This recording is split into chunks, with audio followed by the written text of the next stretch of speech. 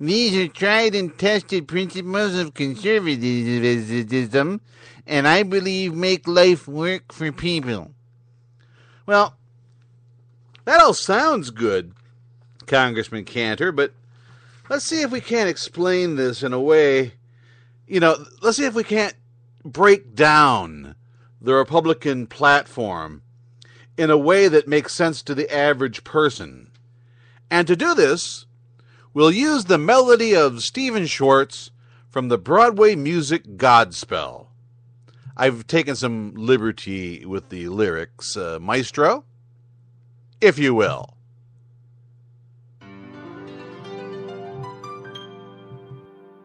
If you feel bad or under curse, your life is sad, your future looks worse. You're feeling mired, tired, top it off, you've just been fired. Savings depleted, you're feeling defeated, and things couldn't be more adverse. Your home and your car have been repossessed. You're not that far from being depressed. Don't forget that all your suffering may be a bitch, but you're helping the rich. Some men are born liberties, doing what they please, richer than the bees are in honey. Never growing old, never feeling cold, pulling pots of gold from thin air. The best in every town, best at shaking down, best at making mountains of money. They can't take it with them, but what do they care? They get the center of the meat, cushions on the seat, houses on the street where it's sunny. Summers at the sea, winters warm or free, wherewithal to scratch every itch. But who are you tasked for? You got what you asked for. Don't bitch, it's all for the rich.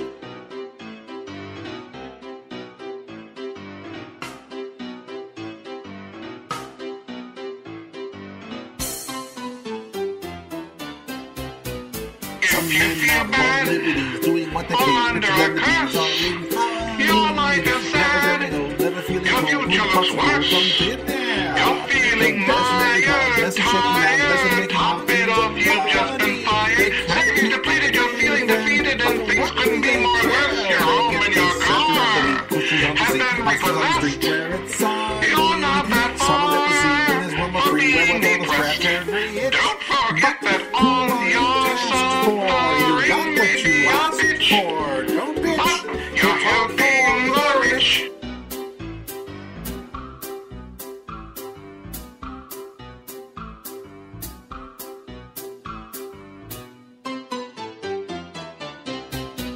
Some men are born liberties, doing what they please, richer than the bees are in honey. Your life is sad, your future looks worse. You're feeling mired, tired, top it off, you've just been fired. Savings depleted, you're feeling defeated, and things couldn't be more adverse. Your home and your car have been repossessed.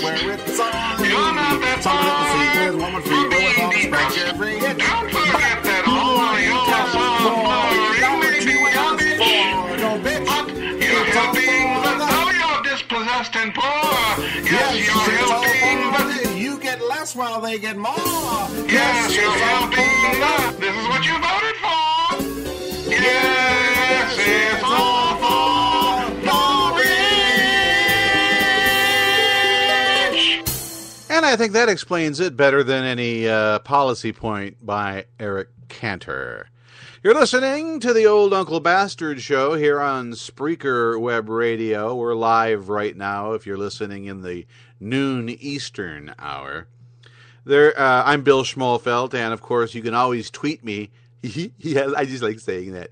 Come on, tweet me at liberalgrouch.com. Why do I keep saying .com? It's just at liberalgrouch, okay? That's all you got to do, at liberalgrouch. Then you can tweet me.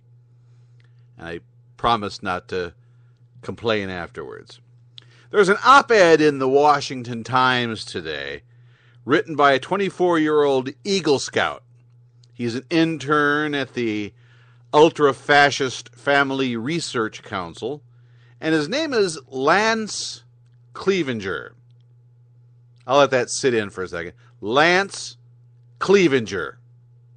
He is against the national movement to allow gay boys and adults full membership in the Boy Scouts of America. As is his right. He has the right to that opinion. I'm going to read this op-ed in its entirety, but for every reference to gay or homosexual, I'm going to change that to some other minority group. So you listen and you tell me how ludicrous this sounds as I do that in this context. Maestro, music please. For the last century, becoming an Eagle Scout was an achievement that signified something noble. It presented a visible message that its bearer was a person of true character and high moral standards. After 5 years of hard work, I finally became an Eagle Scout. Such an award is only esteemed because of the meaning behind it. Eagle Scout is the highest award that the Boy Scouts of America has to offer.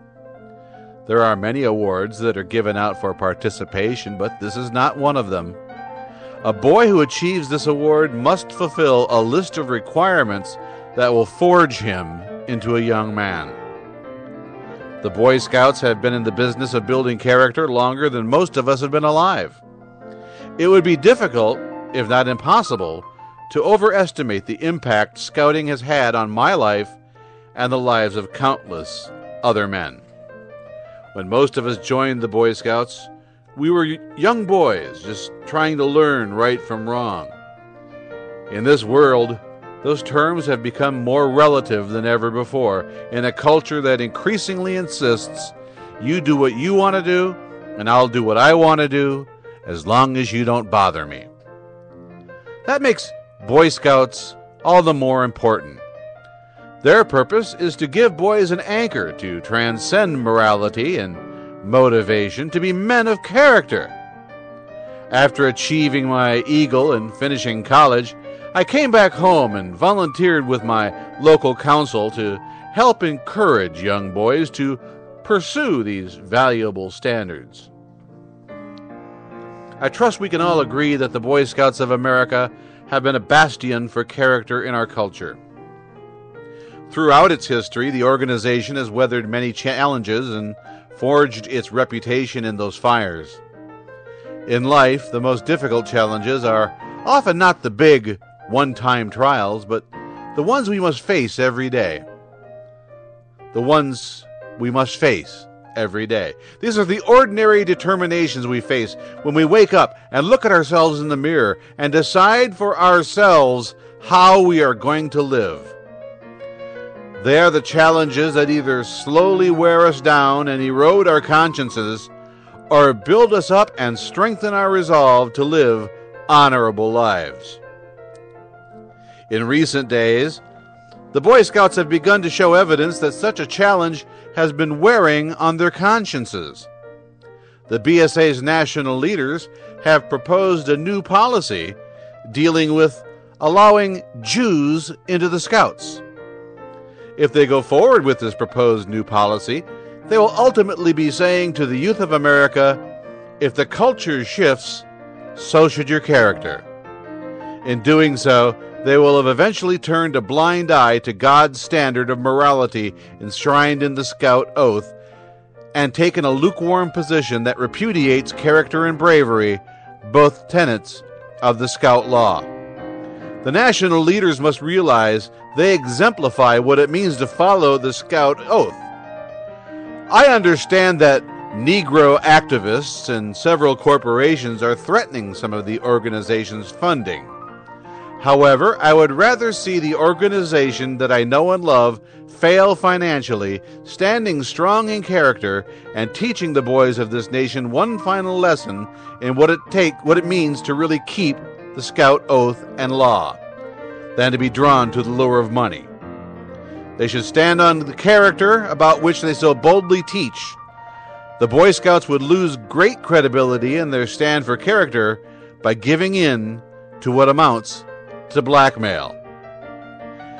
If the Hispanic community wishes to participate in similar activities, they are more than free to begin their own organization rather than tearing down this one. A final decision has yet to be made, so the question still remains. Will the Boy Scouts maintain the fortitude of their character, or will they finally be worn down by the changing tides of cultural pressure? This Scout is still hopeful and would like to encourage the national leadership to stand strong. I would encourage anyone who is against this new proposed policy to stand on character and bravely speak out. Let us do all we can to ensure that the Boy Scouts remain true to the timeless values that have shaped the character of generations of American boys. And thus ends the op-ed. Let me see if I remember from my years of scouting. I think this was the Boy Scout oath or motto or something like that. A scout is trustworthy, loyal, helpful, friendly, courteous, kind, obedient, cheerful, clean, brave, and reverent.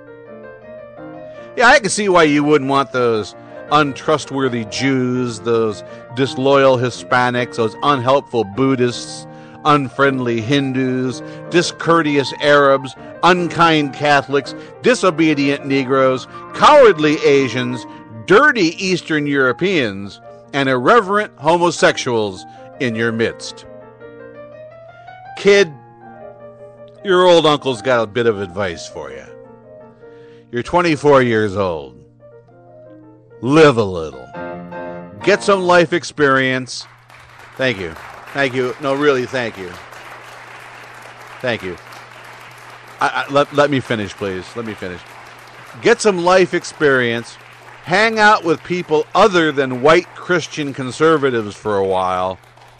Turns out that the white Christian conservatives are usually the kid fuckers in your midst anyway. Uh-oh. It seems as if Los Angeles County Deputy District Attorney Patrick Fry has crawled up through the toilet pipes again.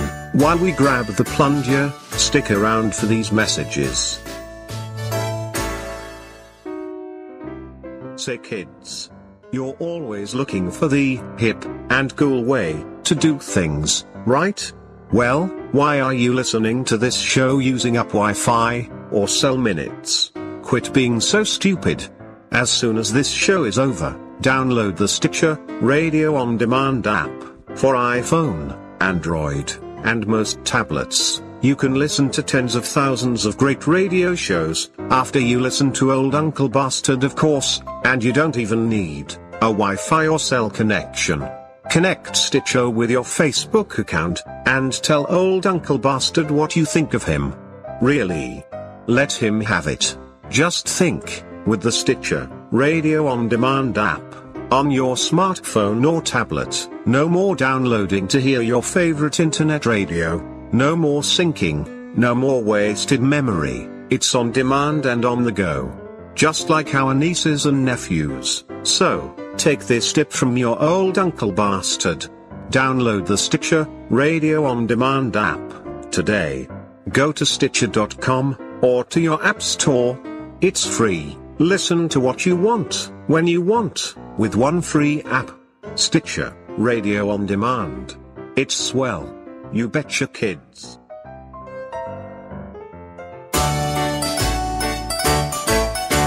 The Old Uncle Bastard Show is brought to you by Audible.com. And listen to this, you lucky people. Old Uncle Bastard has a special deal. Just for his friends. All you have to do is log on to audibletrial.com/oldunclebastard And you, yes, you, can download a free audiobook and enjoy a 30-day free trial. There are over 100,000